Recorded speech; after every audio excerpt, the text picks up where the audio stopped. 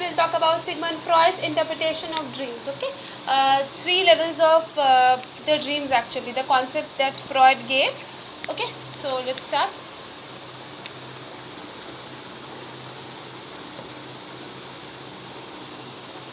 Sigmund Freud. Okay, Sigmund Freud has said that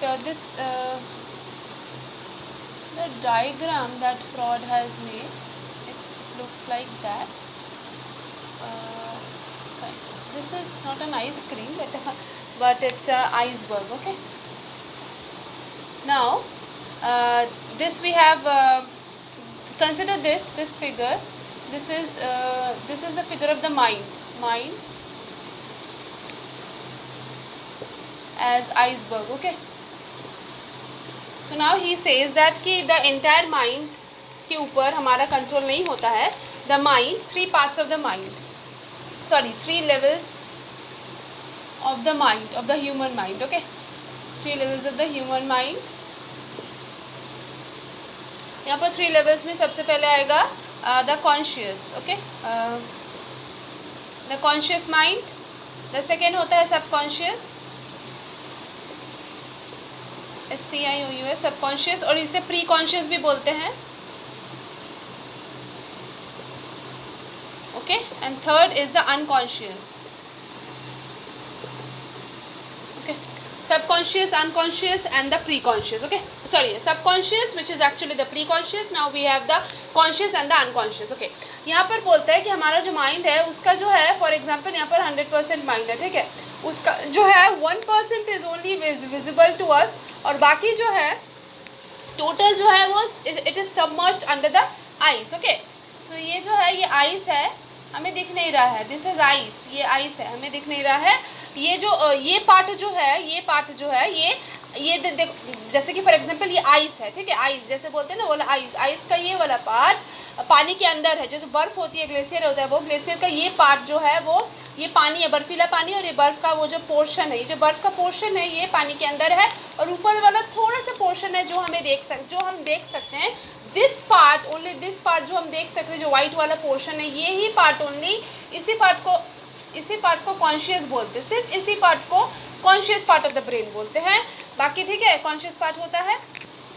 और ये जो है ये हमारा हो जाता है ये हो गया अनकॉन्शियस. ओके, और यहाँ पर है सबकॉन्शियस बीच में,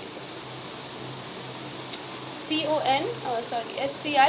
ओके, यहाँ पर सबकॉन्शियस है, तो ऊपर वाला कॉन्शियस, फिर बीच में सबकॉन्शियस, और ये हो जाता है अनकॉन्शियस. तो हो जाता है ना, यानी कि कॉन्शियस जो पार्ट ऑफ द ब्रेन है, दैट इज़ एक्चुअली जो हम लोग डे टू डे एक्टिविटीज़ में करते हैं. जैसे हम लोग कोई भी चीज़ लेसन पढ़, जैसे हम लोग आप जैसे फॉर एग्जांपल आप जैसे स्टूडेंट है, आप अगर कोई वीडियो यूट्यूब में कोई अगर वीडियो देखते हैं, तो वो क्या हो जाता है, वीडियो आपको एक्टिवली देखना पड़ेगा ना. या एक्टिवली का मतलब है बहुत ध्यान से देखना पड़ेगा कोई भी वीडियो को, तभी आप उस टॉपिक को समझ सकते हैं ना. अगर आप ऐसे सुनने के लिए सुन रहे हैं तो आप कुछ चीज़ समझ नहीं पाइएगा. होता है ना कि सुनने के लिए सुनना या फिर समझने के लिए सुनना. अगर मैं कोई भी लेसन देख रही हूँ तो मुझे ये लगेगा कि ठीक है, मेरा एग्ज़ाम है, UGC का नेट का एग्ज़ाम है, दिसंबर में या फिर जून में है, कभी भी हम दे रहे, तो ये टाइम पे एग्ज़ाम है, तो मुझे एक घंटे की वीडियो है अगर, तो मुझे बहुत ध्यान से देखनी पड़ेगी, नहीं तो फिर मेरे पास टाइम नहीं रहेगा फिर से उसको रिवाइंड करने के लिए, देखने के लिए.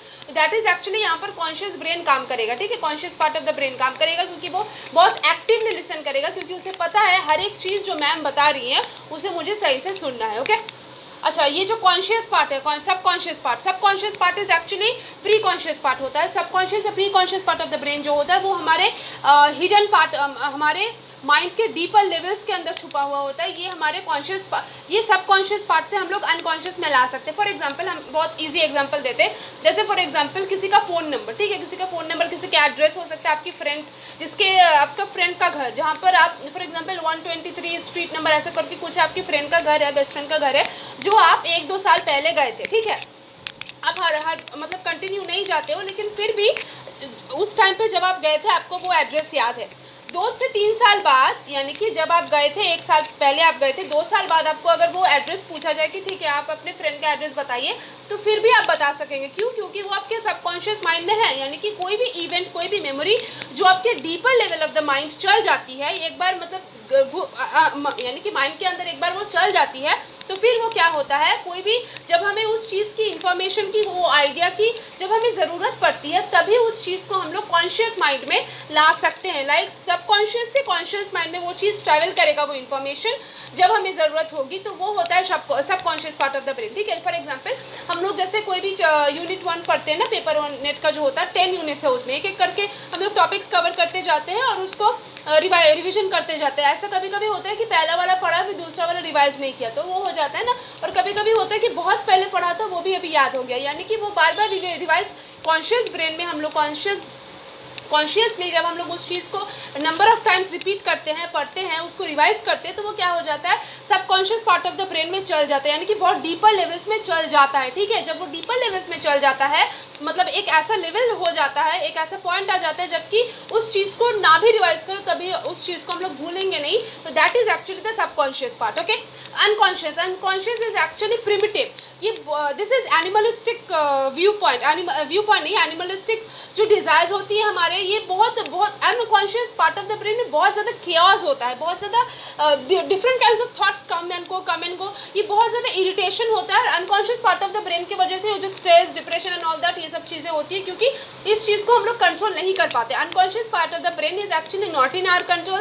This is actually all the sexual desires and all जितने भी प्रिमिटिव डिजायर्स है, एनिमलिस्टिक डिजायर्स होते हैं। For example, unconscious part of the brain में अगर किसी को कोई एडिक्शन है, कोई भी चीज़ की एडिक्शन है, तो वो एडिक्शन के नेगेटिव थॉट्स जो होते हैं, बुरे थॉट्स होते हैं, आप समझ रहे हैं जिस चीज़ की मैं बात कर रही हूँ, तो वो जो बुरे थॉट्स होते हैं, खराब थॉट्स होते हैं, वो क्या हो जाएगा, आएगा जाएगा आ जाएगा ना। तो देखो, ये हमारा मानो ये एक तरीके का हमारा ब्रेन है। ठीक है, ब्रेन में कोई गंदा, कोई खराब थॉट आए, कोई नेगेटिव थॉट आई जो बुरी है, जो हमारे लिए सही नहीं है, ठीक है, वो आई, वो थॉट आई, वो एक अनकॉन्शियस माइंड से थॉट आई, यानी कि उस माइंड के अंदर थॉट आई, तो हमें क्या करना पड़ेगा, उस थॉट को डाइवर्ट करने के लिए। माइंड में तो थॉट आएगा, उस थॉट को हम लोग कंट्रोल नहीं कर सकते, लेकिन माइंड में एक बार जब थॉट आ गई, हम क्या कर सकते हैं, उस थॉट को रिप्लेस कर सकते हैं ना। उस थॉट को हम लोग क्या करेंगे, फॉर एग्जाम्पल बुरा थॉट आया, नेगेटिव थॉट, कोई खराब थॉट है, गंदा थॉट आया, तो उसको हम लोग क्या करेंगे, उस टाइम पे हम लोग दूसरा, ठीक है, खराब थॉट है, उस टाइम पे हम लोग मेडिटेट कर सकते हैं, बुक पढ़ सकते हैं, कोई दूसरा काम कर सकते हैं, म्यूजिक सुन सकते हैं, यानी कि उस काम से ज़्यादा इंपॉर्टेंट कौन सा काम हम लोग करें कि हमें उस काम से ज़्यादा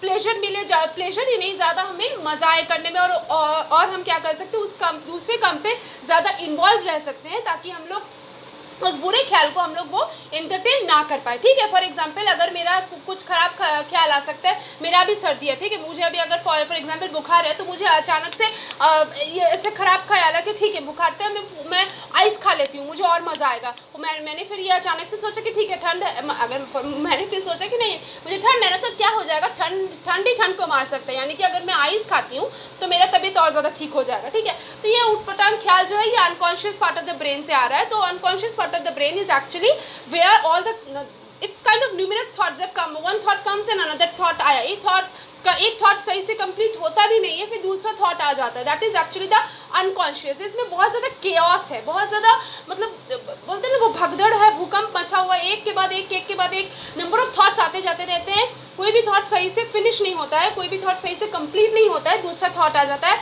और इसी की वजह से बहुत ज़्यादा इरिटेशन होती है unconscious part of the brain में। और इसमें क्या हो जाता है, इस थॉट को ख़त्म करने के लिए दूसरा कोई इंपॉर्टेंट एक्टिविटी करना पड़ता है, जो बहुत ज़्यादा इन्वॉल्विंग है, जो बहुत ज़्यादा इंडल्जिंग है, ताकि उस खराब जो नेगेटिव थॉट को, ये जो बुरे थॉट है, बहुत डिस्टर्बिंग थॉट है, वो चीज़ ना आए। Okay, that is all about these the 3 levels of the brain. I hope कि मैंने आप सभी को अच्छे से समझाया होगा। अगर कोई भी चीज़ ना समझ में आई हो तो आप फिर से कमेंट में लिख सकते हैं, या फिर कोई और टॉपिक हो जो आपको समझना है लिख दीजिएगा। मेरी कोशिश रहेगी कि मैं अगर जब टाइम मिले मैं कर दूँ। Thank you so much.